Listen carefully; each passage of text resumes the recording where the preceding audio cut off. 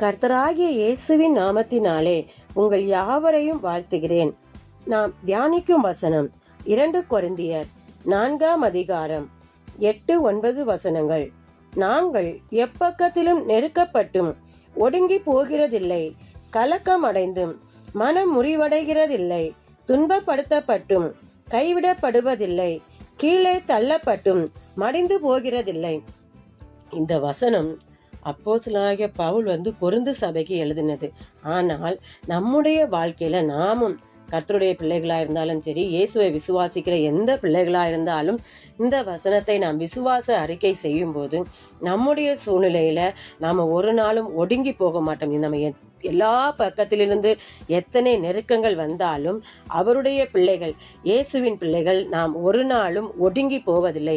அநேகர் நம்மை மனம் முடிவடையும்படி, நம் மனம் கலங்கி உடைந்து போகும்படி செஞ்சாலும் நம்ம ஒரு நாளும் நம்முடைய எத்தனை கலக்கங்கள் சூழ்ந்தாலும் நாம் மனம் அடிவடைந்து போவதில்லை. ஏனென்றால் அவருடைய கிருபை நம்மை தாங்கும்.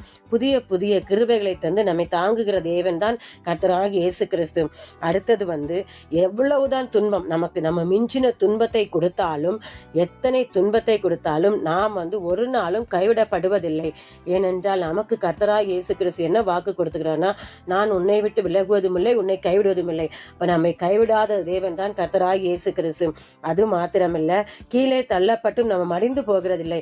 அதாவது நம்முடைய உயர்வை எத்தனை பேர் தடுத்தாலும், நம்மை கீழே தள்ளி விட்டாலும், நம்ம உயர்ந்து வரக்கூடாதபடிக்கு, நாம் ஆசீர்வாதம் பெறக்கூடாதபடிக்கு, நாம் மேன்மையாய் வரக்கூடாதபடிக்கு எத்தனை சூழ்ச்சிகள் எழும்பினாலும் நாம் அதிலே மடிந்து போக மாட்டோம்.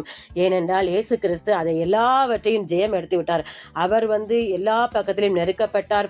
எல்லா பக்கத்திலும் அவர் மனம் முறைவடையும்படி அவரை துன்பப்படுத்தினார்கள், காயப்படுத்தினார்கள், அவரை கீழே தள்ளினார்கள். அநேக காரியம் நமக்காக அவர் எல்லாவற்றையும் சிலுவையில செய்து முடித்தார். அதனால அந்த சிலுவையில வெற்றி சிறந்தது மூலம் நமக்கு கிருபை மேல் கிருபை தந்து நம்ம எல்லாவற்றிலும் நமக்கு ஜெயத்தை தருவார். நாம் ஜெபிப்போமா? அன்பின் பரலோக பிதாவே, உம்மை நன்றியோடு துதிக்கிறோம், சோத்தரிக்கிறோம் தகப்பனே. இன்று தியானித்த வசனத்தின்படி எப்பக்கம் நெருக்கங்கள் இருந்தாலும் நாங்கள் ஒடுங்கி போவதில்லை ராஜா, மனம் கலங்கி போவதில்லை ராஜா, ஒரு நாளும் கைவிடப்படுவதில்லை ராஜா. அப்பா தகப்பனே, நாங்கள் கீழே மடிந்து போறதில்லை என்று நம்புகிறோம் அப்பா. உம்முடைய பிள்ளைகளாகிய நாங்கள் ஒவ்வொரு நாளும் கிருபை மேல் கிருபை பெற்று ராஜா, தேவ கிருபையிலே இன்னும் வளர்ந்து தகப்பனே பெருகுவோம் என்று நம்புகிறோம், விசுவாசிக்கிறோம். எங்களை தாழ்த்தி உம்முடைய கருத்தில் ஒப்புக் கொடுக்கிறோம். கர்த்தராகிய இயேசுவின் நாமத்தில் ஜெபிக்கிறோம் நல்ல பிதாவே, ஆமென். கர்த்தர் உங்களை ஆசீர்வதிப்பாராக.